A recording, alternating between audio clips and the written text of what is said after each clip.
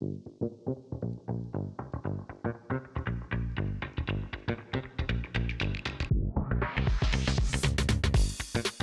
back to the Commerce Collective podcast brought to you by Flywheel. You're listening to This Month Above the Fold, a monthly series on the Commerce Collective feed where Patrick Miller, co-founder of Flywheel, and I cover the most important commerce topics each month, and this is your September 2025 episode. I'm Emma Irwin, brand marketing manager at Flywheel and host of this podcast. Today, we are covering OpenAI's commerce launch, the never-ending saga of streaming partnerships, and some of the new AI tools for sellers coming out of Amazon Accelerate. Let's get into it. Patrick, how are you? How have you been for the last 20 days since we last recorded? I picked up COVID again. I'm uniquely good at finding that thing. It's like the fourth or fifth time I've had it. And love of God, I'm not a social person. I don't get out a whole lot. And somehow that damn thing finds me all the time. But anyway, on the up and up and happy to get that over with. Hopefully that was the last time. Who knows though? Yeah. It's every 6 months for me. Oh my God. Yeah. But anyway, but doing fine. You? I'm good. Getting ready to move somewhere cold versus somewhere hot. And so mentally preparing for this. But if we were to turn my camera around, it would all just be boxes and chaos everywhere. Well, the background looks good. Just this wall has been left to maintain the integrity of the production. But all right. Story number 1, OpenAI announced commerce functionality within ChatGPT, which is providing merchants with the opportunity to enable instant checkout within the chat. As of today, Etsy merchants are the first to be integrated, but as time goes on, Shopify merchants will also be able to plug into this feature, while OpenAI takes a small fee from each and every transaction. So my first question for you is, have you played around with this at all? Do you have any thoughts and feelings here? Played around with it the other evening and started looking for a dinosaur costume and then I was like, this is too complicated. So then I moved on to getting a dog toy and found this pink bone for our dog Lucy. And I was like, cool, I'll get to customize it and hit all the buttons. And I bought it, but he never asked me what the dog's name is. So I don't know what's going to show up, but I'll tell you in a couple of days. It was easy. It was fine. I'm curious, when you searched for this dog bone, was it all Etsy listings that came up, or did you still get a variety of different sources? No, I still got a variety, and it just had a little text that was check out an app or link to site or whatever. Just remind me of a Google approach, sort of all feed driven into it. I don't know. On the one hand, I look at Meta, and they just deprecated this exact feature in June. And so because a lot of folks, one, they didn't have a ton of adoption. And then two, folks were not able to sort of customize it at checkout. And so if I think about various D2Cs and all the different things that you can do at checkout and will ChatGPT allow that? Will they not? I don't know. And so it ends up being sort of this question of well, how much incremental traffic are they driving? And then what is then the conversion rate in the AOV versus if they just sent it to site, and doesn't matter. It was interesting when I was playing around with it. I was doing very generic searches in which no Etsy listings showed up. But then once I typed in that word handmade, it was all Etsy listings. And so I tried to play around. But I also thought it was interesting. I was looking for something and it didn't show me the link that I have saved. So I gave ChatGPT back the link that I wanted. But you can't actually buy that product from Etsy, which I'm assuming those actual merchants have to consent to their products being available for instant checkout. But it was kind of an interesting, okay, I have to really prompt in order to get these Etsy listings to actually show up, at least on my end. Yeah. And the other thing, you and I are very much doing the checkout process. This is not agentic commerce.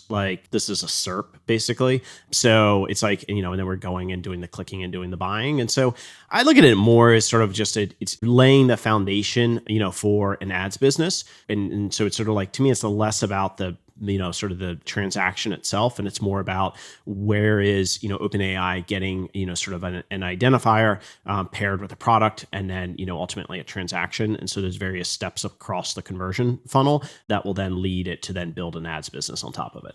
Why do you think they started with Etsy? Was it do you think Etsy was just the first retailer or marketplace to say yes? I'm just curious. It seems like such an interesting choice. Because it's one where it's if I think about the categories where an LLM can be especially helpful, high SKU count categories is the biggie. So stuff in beauty, electronics are going to, do really well. Apparel, handmade stuff, great ones. And the other thing that none of the handmade stuff has is a SKU. And so, so it's harder to classify. So an LLM is going to do, they're great at digging through piles of hay to find a needle. And so it's an ideal catalog, for an LLM.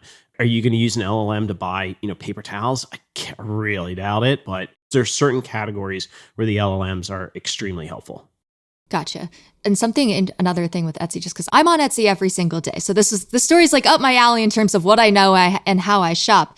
But it was interesting in that search that I got like 6 Etsy products shown to me for looking for like a handmade ceramic mug with this persimmon glaze, which was insanely specific of a search query. But I kind of then missed the element of actually scrolling through all of the like artisan handcrafted mugs that you actually do on an Etsy search. And it was like, okay, so this was slightly more efficient. But then I missed the kind of discovery part of different artists that I like. So all kind of a balance. Well, and you like that part. There'll be a bounce here of like, is this a SERP? Is this getting you down to 3 SKUs? And like, how much do you just want to browse around like the various items? And that discovery is, is part of the process. So, super early here will be interesting, to see sort of, where it goes. Ever found yourself adding chips to your cart after seeing them in a recipe video and then spotting them again on a shelf sign at the store? That's not just luck. It's retail media and shopper media at work together. I'm excited to announce Flywheel's expanded shopper media offering. We're connecting the dots between digital inspiration and in-store moments, making sure your brand is top of mind from discovery to in-store conversion. Want your product to be everywhere your shopper is? We can make that happen. If you want to learn more, you can reach out directly to me or head to the link in this episode's description. This ad has been brought to you by me. Back to the episode. Story number 2. Last month or so, we saw Walmart celebrated the 5-year anniversary of Walmart Plus with a new streaming partnership with Peacock. And then they said, members have an option to switch between Peacock and Paramount Plus as they so wish. Shortly after, Amazon announced a partnership with Netflix, which means Amazon's got a streaming partnership with every single major player in the game. And so I think, have we convinced the world yet that the retailers are verticalizing their ROI? But I am curious, and actually adding on the Spotify partnership that was announced yesterday, another big one for Amazon. Like in all of this, what is the most interesting to you? There's it's just so much going on. Well, I like being right. So, well, yeah, sure. Okay. That's not interesting, but look, we called this long time ago, and it will continue. And so to me, it just sort of clearly see a future where the retailers are the hedge gardens and then the publishers, are on top. And so we'll watch with sort of, Amazon first, and then they'll add them all. And then Walmart will do the same, and then Costco, and then, we'll figure out the rest. I really like Walmart's approach to switching. I think everybody has subscription fatigue right now, and they keep raising their prices. So like in my brain, it's like if you have kids, like Disney's is a necessity, and then you likely are doing Netflix as well.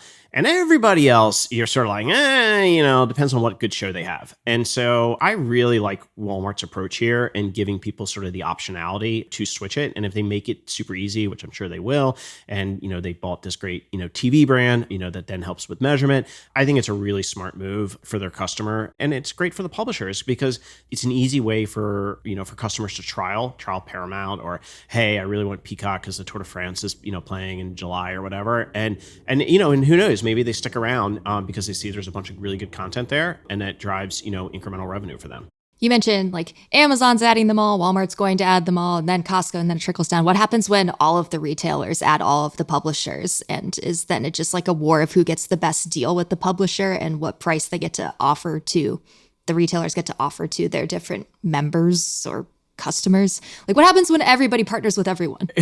Well, it's an interesting way then for brands to buy, because you start thinking through like, where are the customers that I care about that I want to reach? And then how do I then measure? And so you're going to have the same, so it starts becoming an exercise in, identity resolution and customer resolution. And those are different. And so somebody like Amazon, like, yeah, they've got 100%, identity match because, everybody's logged in. But Walmart's Fortune 1 for the GMV, and then 90% of, US households, visit one of Walmart's 4,800 stores at least annually. Like they have incredible reach. And so, and there's certain people that you think you can reach from Amazon, but you can't. And so how do you then reach them on Walmart? No, by the way, they buy certain items in certain classes of items, on Amazon. They buy different ones on Walmart. And so I think it allows brands to sort of combine sort of their thinking of reach and frequency with, how they think about individual customers and where they shop to create both a media and a sales strategy that ultimately I think benefits everybody. Makes sense. You answered my next question, which was going to be, as an advertiser, like if everybody's got Paramount Plus, where do I actually choose to buy my Paramount Plus inventory through? And I believe your answer is like, it depends on what the customers are buying. Yeah. And how you measure, sort of like, is this pure reach and frequency? Is this, return on customer? And, and if it's the latter, if it's the former, it's the same reach across both. Yeah. Okay, fine. Then it's like, sort of a cost exercise. If it's the latter, then it's like, okay, what is, the size of the customer cohort across these various platforms?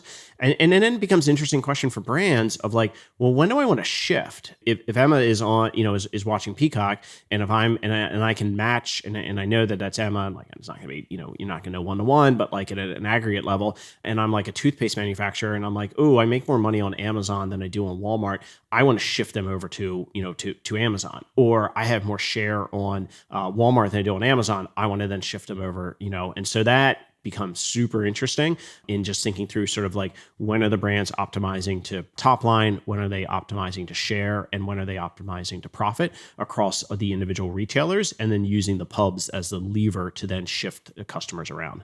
Got it. My next question is, do you think more retailers will take the approach that Amazon has with Prime Video, where they start like actually building out their own like content production studios?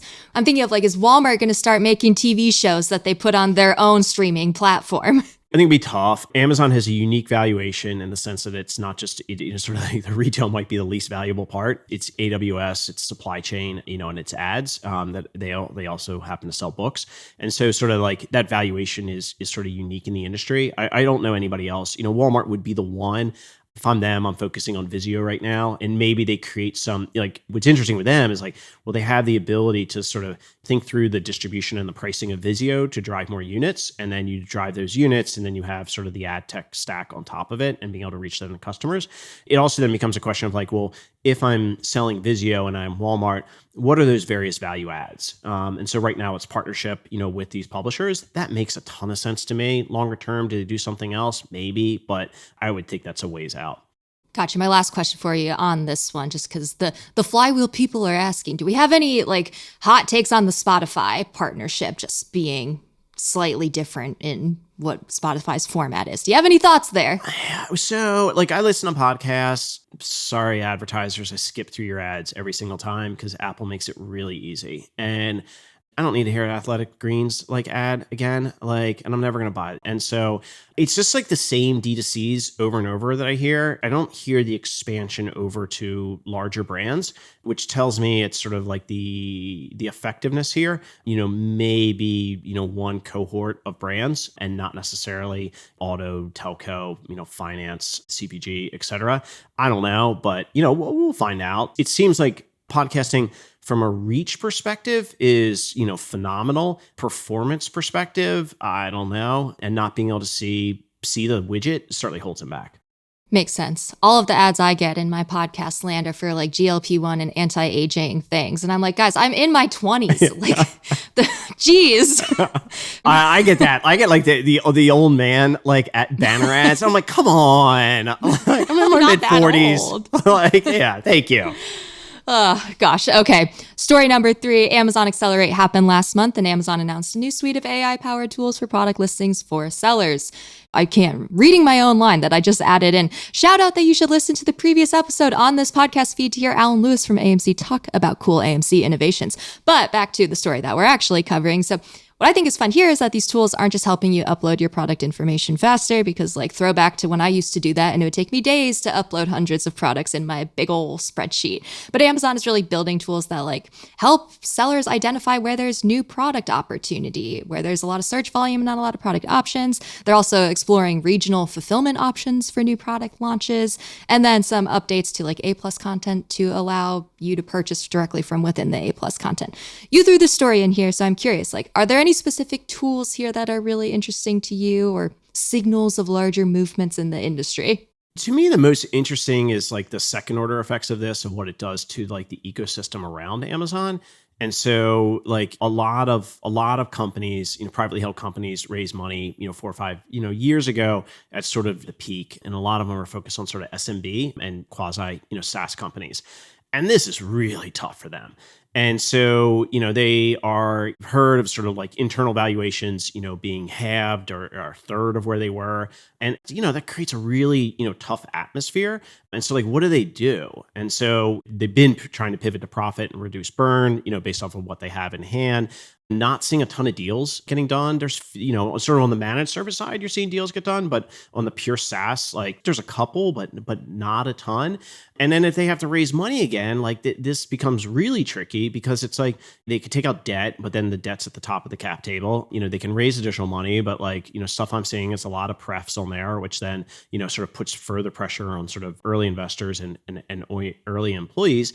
And then it's ultimately, it's like, well, what's the exit? To whom do they sell? And I think it creates sort of a choppy marketplace for the ecosystem around Amazon and everything. But Amazon's doing what they should be doing. And so to me, I'm just sort of curious, like, well, what does that do to the SMB SaaS ecosystem? And where do these folks go? Are they able to sort of maintain as like a standalone, or do they sort of like wither and die like a Marin did? So anyway, I think it's sort of fascinating of what the pressure it puts within the ecosystem. And then what does that then mean to these various companies? Interesting. Fascinating. Trying to think of, didn't see that answer coming, so I'm trying to think. I meant to send you my notes, but I forgot to. And I was like, oh, wow. I have to think about this one. Keep it on your toes, It's fine moonlighting as an investment banker. But no, it's really, I think it creates a real challenge for some of these companies. And what do they do? And what does that mean? And because like Amazon wants the ecosystem of partners. And so, but there's always this tension of like, well, what is Amazon going to do themselves? And, or Walmart's going to do themselves. And when are they going to rely on, services, or software? And if I am one of those companies, like, well, how do I keep adding value? Knowing that this stuff is going to change. The change is the constant here. And so anyway, I just think it's sort of interesting looking at it from an ecosystem perspective.